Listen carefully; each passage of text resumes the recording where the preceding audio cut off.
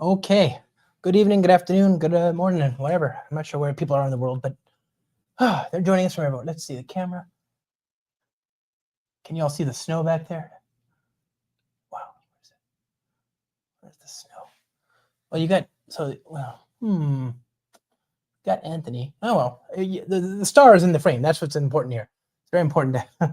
Oh yeah, look at that. See, it's Yeah, you can see the snow definitely. it is really coming down. That's a as a California boy, that's it's really nice.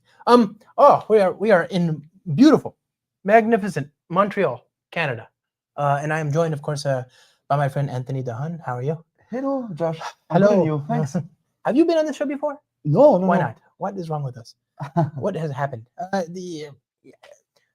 One of the very few people who hears from me, at least every month. You know, like my mom and I, my family and I, we talk all the time. Got some friends, and among those friends, Anthony here, right? So it's very good to see you, man. Yeah, same. Josh, welcome to Montreal. Thank you. Happy to be back. This place is so good. Snowy. It's snowing sideways almost. It wasn't that cold yesterday though. No. It was actually raining just yesterday, and weather can change very fast here. So I was wearing a light Patagonia jacket, and I walked in. I'm wearing shorts right now. I walked in shorts to the restaurant. It's like whatever, quarter of a kilometer away. It's nothing, and it turns out the restaurant wasn't there at all. Like, yeah. Yesterday, you mean? So yesterday we had a dinner. Yeah. And I thought it was at Vargas. Yeah. Yeah. And I walked there. No way. Turns out it's not there, so I walked back to the hotel. Oh, I'm so sorry. Yeah. No, it's okay, no problem. I got to hang out with Mark Heckler, our friend, the one, the only, the amazing, the inimitable Mark Heckler. Okay. Anyway, it wasn't that cold. Nice. I was walking around in shorts and a light Patagonia jacket, and now it's snowing sideways. Cars are being buried, and I wonder if this is going to negatively affect my odds of achieving escape velocity tomorrow afternoon when I fly home. Yeah, it should be fine. Oh well, hopefully. Yeah, we are pretty well equipped here, so yeah. Okay, well anyway, I'm really glad I could I want to get more. And there you go. I'm really glad I could be here with you today, my friend. Yep. You live here? Yes. Yeah, and you are on the sort of, well, you're part of the Spring team, of course, but you're part of the larger Broadcom ecosystem as well. Tanzu, Tanzu, yeah.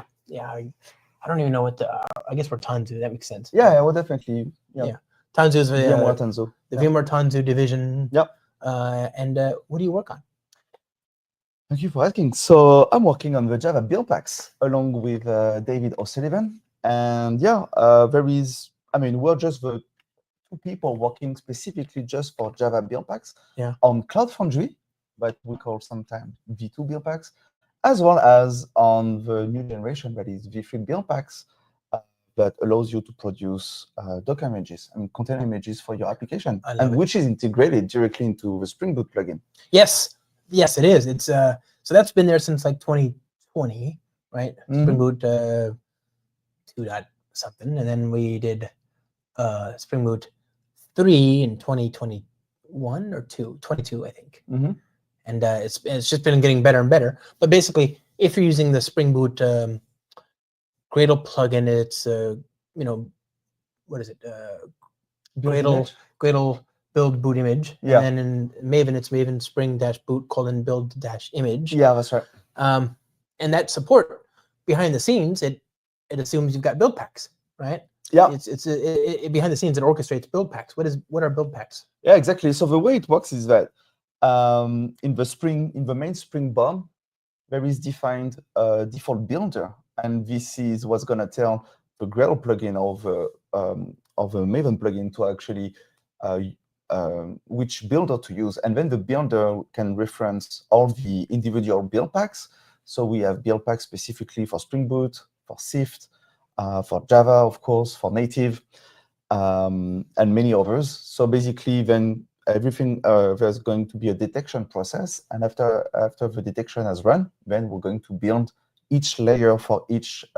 Each build pack is going to produce a layer, and at the end, all those layers are going to be all together in your container image. So build packs are technology that are agnostic. You don't have to use Java. You can use .NET or Python or PHP or you know, Yeah, Node or whatever. definitely. Yeah, definitely. If you look at the history of Buildpacks, I mean, we can credit them to Heroku, who got the idea first, I Yeah. believe, and then shortly after Cloud Foundry, and then the cloud native Buildpack, which is a CNCF specification, came out with a, and then we got the implementation of the cloud native Buildpack, that is the Paketo Buildpacks. So there are some other vendors of cloud native Buildpacks, such Right. as Google and Heroku, for example. Right. But also, Paketo Buildpack is the open source, basically, implementation of a cloud native Buildpack, and we support many languages, just like you said, not only Java, but also .NET, Ruby, PHP, and so on. I said it once. I don't have to say it again. It's anyway. So the idea is that you have a you have a recipe. You give it some source code or a jar or a .NET exe or something that makes sense for your language. You give it the raw input, and then it gives you a Docker image, an OCI image, a container. Yeah, this is correct. And actually, this is an interesting point that you're raising. That you can, with the v3 version at least, you can either give source code or an already built jar. And in the case that if you give directly an already built jar, then we're going to detect that it's a jar that we don't need Gradle or Maven to build anything. We probably just need to use the executable jar Buildpack that actually is going just to wrap around your process with java-jar. Right.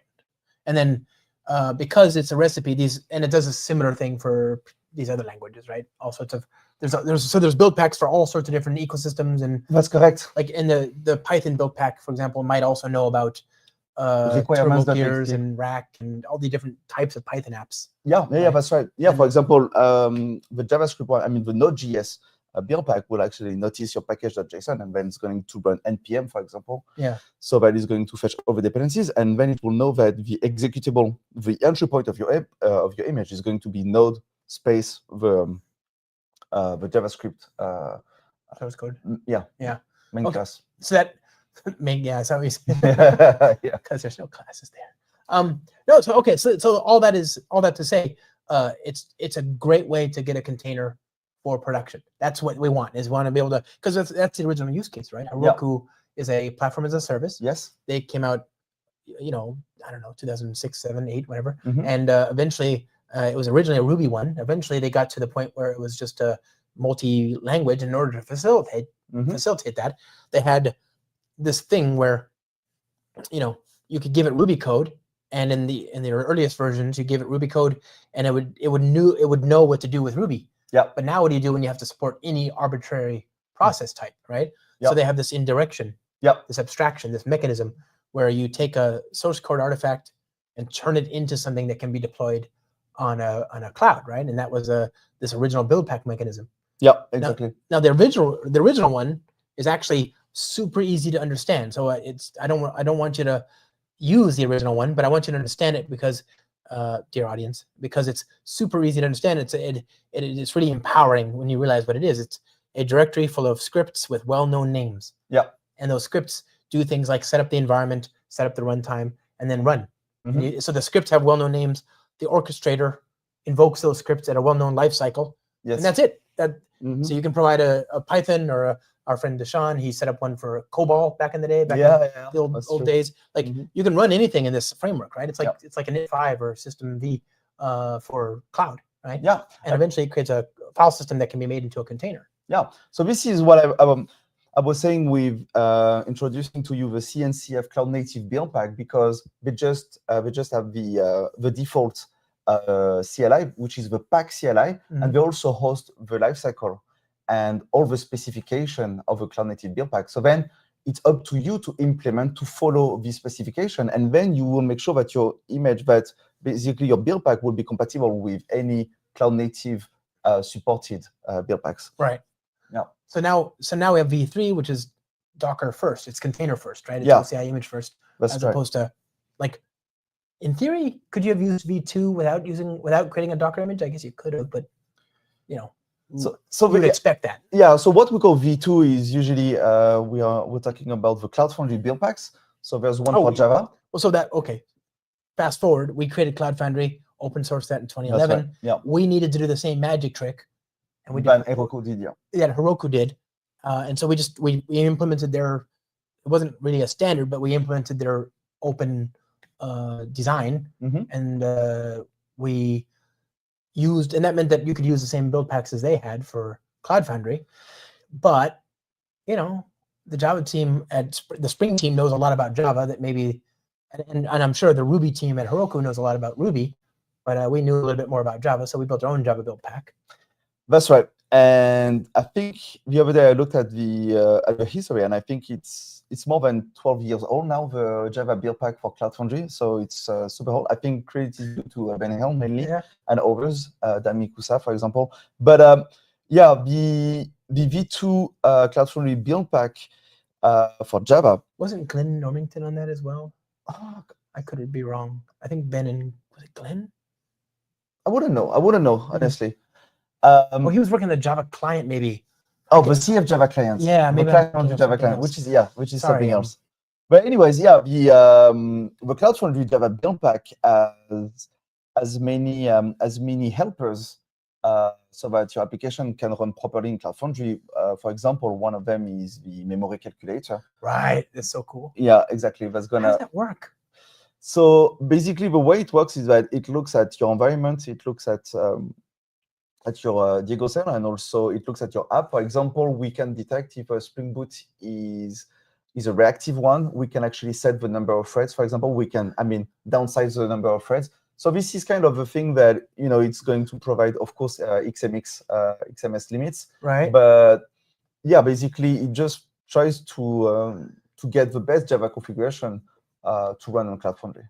And also, we run it on Cloud Foundry, but in theory, you could use build packs for, again, you can just build a container, and you want that container to be the best fit for your application. And so the application might be a web server with Tomcat or reactive, or it might be a command line application, or it might be a batch job, or it might be whatever, right? And so this build pack will, things like, this is the kind of stuff that anybody could do Java minus jar, right?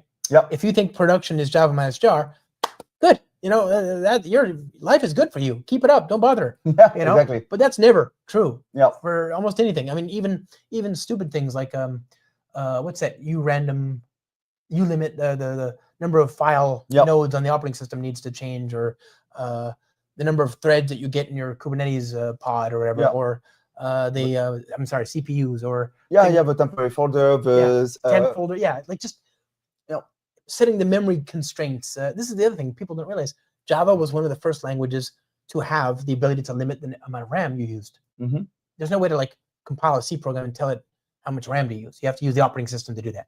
Yeah. Right? And if you don't do that, the C program could just, if it runs out of memory, it could just eat all the memory in the operating system, right? But in Java, we've always had a way in the Java command line to say, use no more than this.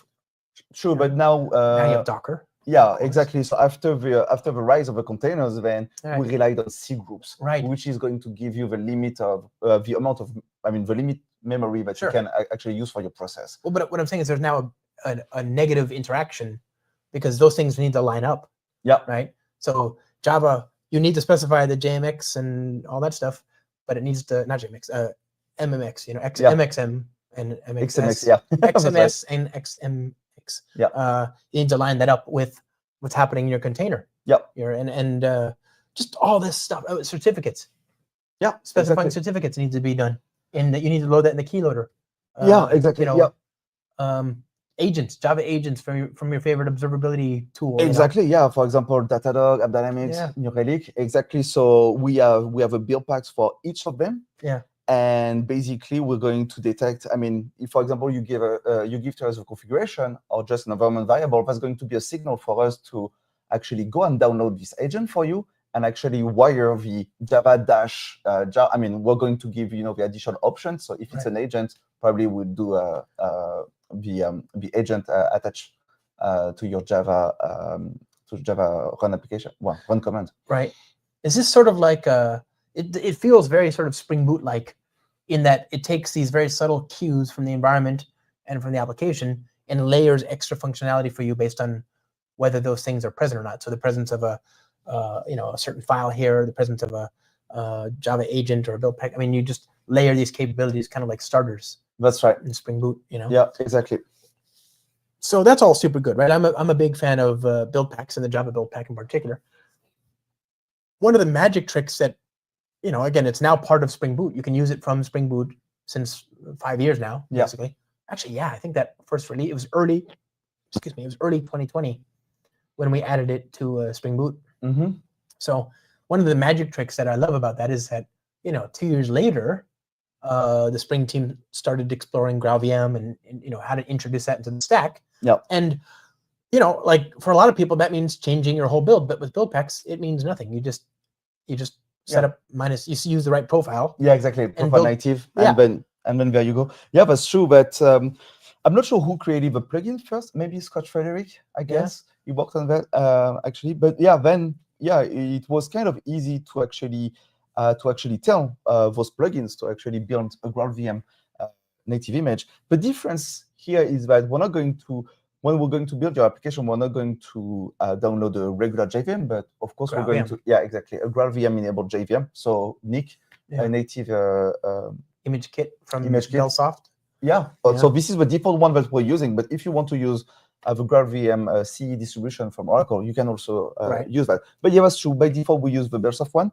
And then, we're going to basically, when you activate the native profile, then the output of the build is going to be an OCI image, but with a single binary to start from. Yeah, it really is cool. Like it behind the scenes, you just use it. It just works, right? Mm-hmm. And there's another fly in the ointment, right? Another thing that makes it more complicated, which is multi-architecture builds. And again, that's not easy for people to deal with by themselves. But if you upgraded to Spring Boot 3.4, guess what? Exactly. That's just done for you as well. That came recently, and actually it has been in the works for a long time, actually, the dual arch possibility with the Buildpacks. Because the difficulty of bringing dual arch to a Buildpacks was, well, first we had to identify that all the components that we install for you, for example, if it's a JVM, then we need to choose the JVM for the proper architecture. So is it ARM64 or x86? So, and of course, we need to detect when we run on a specific machine, we need to detect, first of all, the architecture and then download the proper dependencies for this architecture. And at the end, it's going to produce an image of this architecture. I love it. So this is one of those examples of, like, it's not just equal. Like one of the things that is a limitation of GraalVM, or at least it's not a feature of GraalVM, is that you can't do cross compilation. No, that's right. But there's a cheat code. If I want, if I'm on a Mac or heaven forbid a Windows device, and I need to build a container for Linux, or if I want to build a native image for Linux for x86, if I'm on a Mac, we can't do that. But in Buildpacks, I can. I can actually build a Docker image on my Mac that is that runs on Linux. So that's kind of the idea, is that when you, for example, if you run a Docker daemon on your Mac, it's not going to run directly on your Mac, right? It's going to run inside a VM. And there is magic around the Docker tooling on macOS that actually allows you to actually emulate x86, even if your Mac is running on ARM64. So thanks to that, you can actually still produce an x86 image from your ARM64 Mac.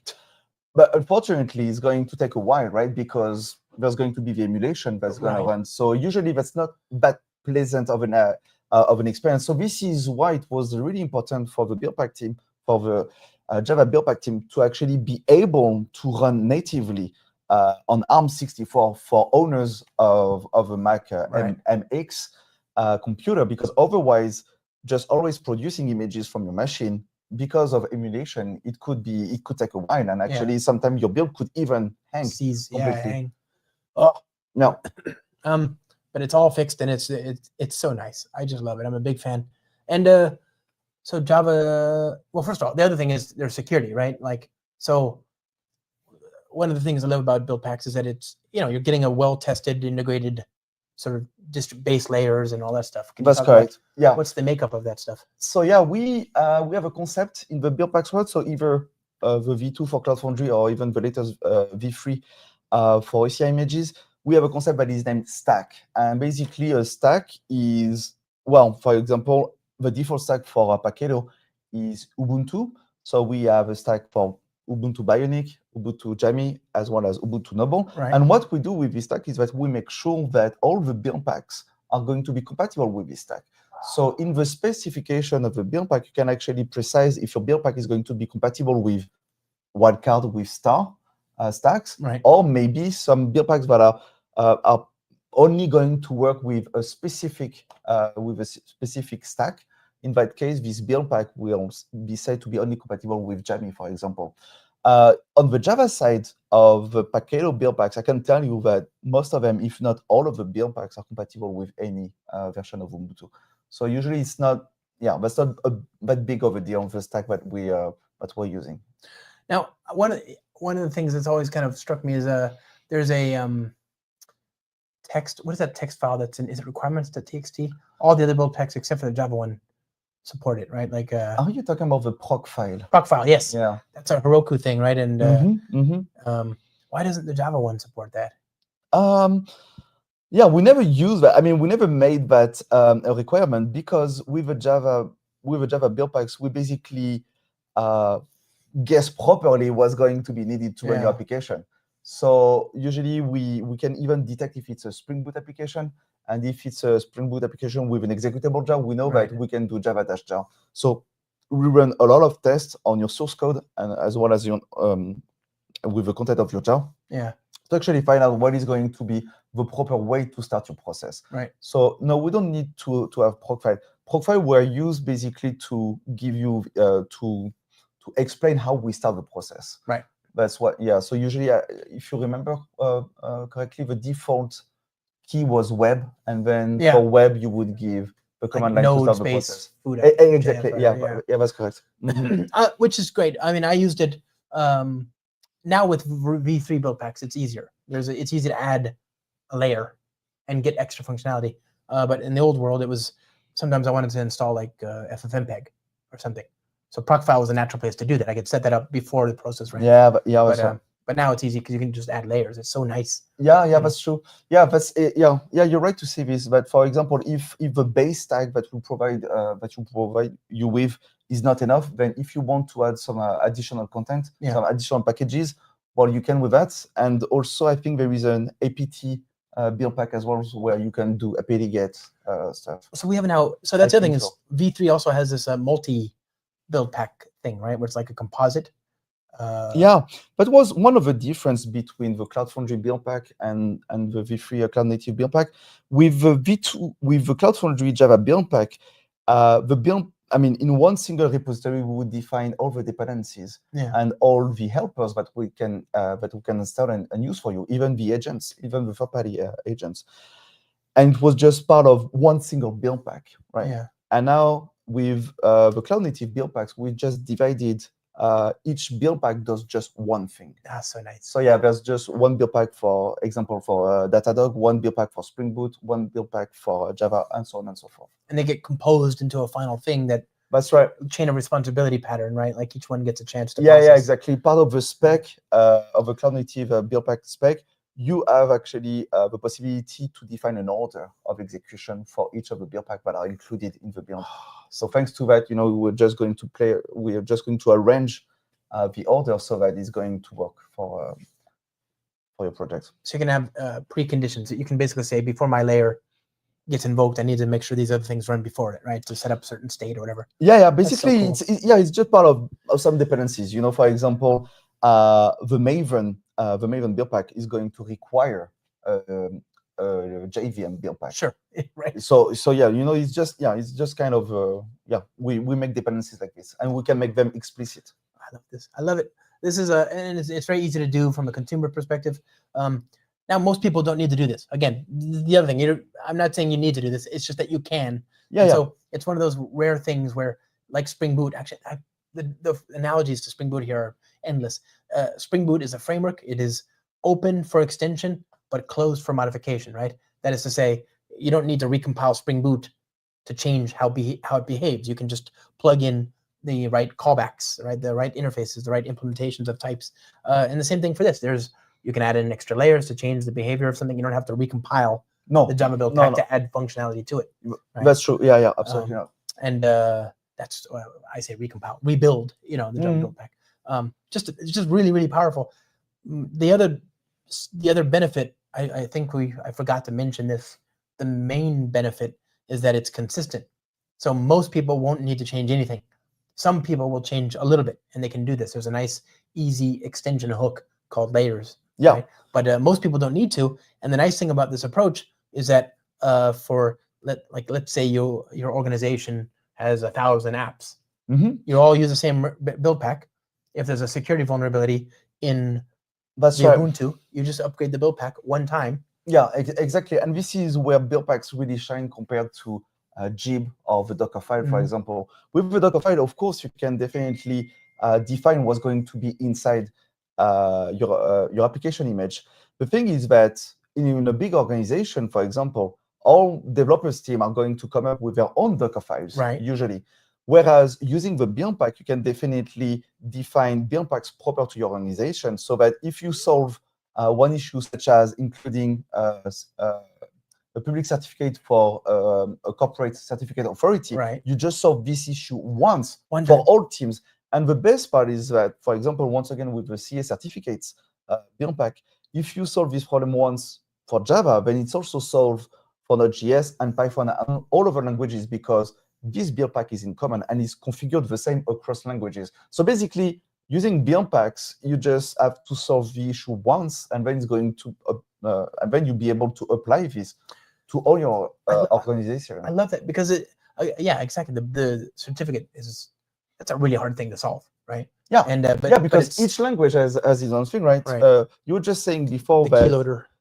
Yeah, I think it's the key store. Yeah, key store. Yeah. So with a JVM, it's a key store. With some other languages, usually they just want you to add them to the main trust store of the OS. I mean, all languages or platforms, they kind of deal with certificates in a different way.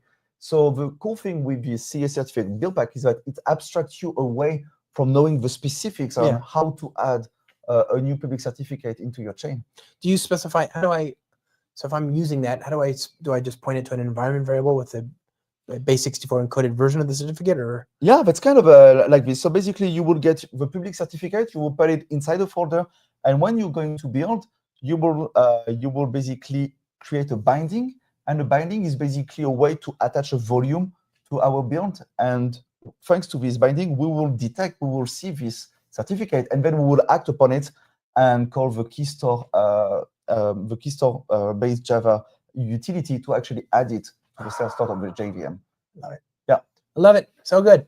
This is I mean, again, hopefully most people don't need to deal with this. That's the point, right? But the fact that you can start with, like, the 80% is just no config at all. Just do Spring Boot build image. Exactly. And you're happy. You'll get to a production worthy thing. And then for maybe it's 90%. And then for the 10% that need to change something, there's all these little gradually more powerful knobs and levers that you can manipulate. Of course, yeah, definitely. Yeah, that's definitely the idea, the design. Well, this is all super good. Where do people learn more about this? So I would start with Paketo.io. This is where you will find all the information about all the build packs of the open source build packs that we maintain. So Java and non-Java. And of course, if you go to the Spring Boot documentation of the Spring Maven plugin, or the Spring Gradle plugin, then yeah, you will also have all the explanation on how to actually customize your container image with Spring Boot. So you mentioned there's other vendors, right? So and of course you can maintain your own build packs, but that's true. 80% should be just done in the open source. What do people make of, for example, the Google? Is it Google Cloud? They have their own build packs, right? Like, that's correct. Yeah, they have for Knative, I think.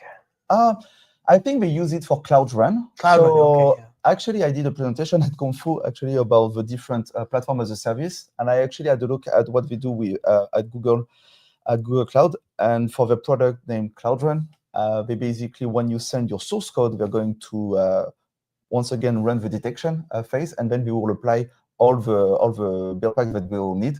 And you're right, by default, they will not use the Paketo build packs, but they will use their own Google specific build packs. But it's the same spec, it's the same idea. Yeah. And I think Heroku also, they are doing the same thing. They have their own build packs as well. Yeah. And they run exactly the same thing. The cool thing is that Paketo, Google, and Heroku, we all build Buildpacks for the same specification. So Yeah. you're right, you can definitely change them. And there are many other platform as a service in the world who are actually using cloud native Buildpacks. Sure. Usually by default, they use Paketo because Sure. I think it's the richest ecosystem Yeah, among all the Buildpacks.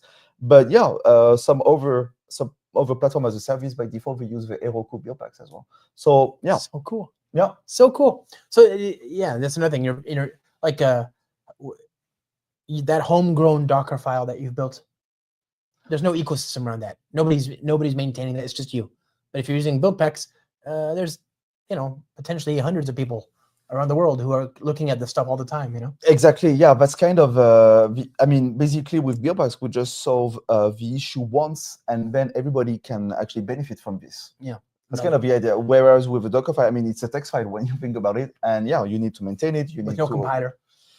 Yeah.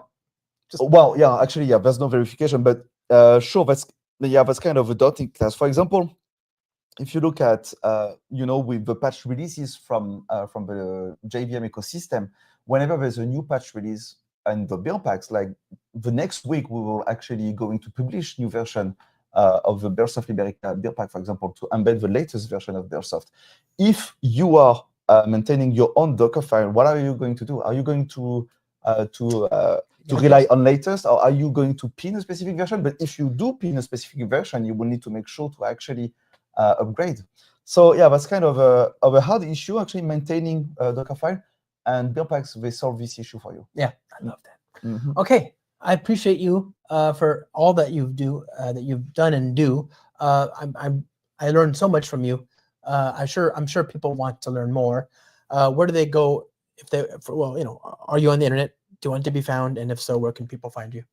Yeah, sure. So they can go on Slack. Once again, if they go to Paketo, Paketo.io. Keto, yeah. Yeah. Paketo.io. Yeah, Paketo. Then yeah, they will find all the documentation. Also, they will find the links to join us on Slack. They can also, since it's an open source project, they can join the weekly meetings. Also they can ask their question, issues, and we'll definitely be super happy to have them. Thanks, my friend. Merci. Hein?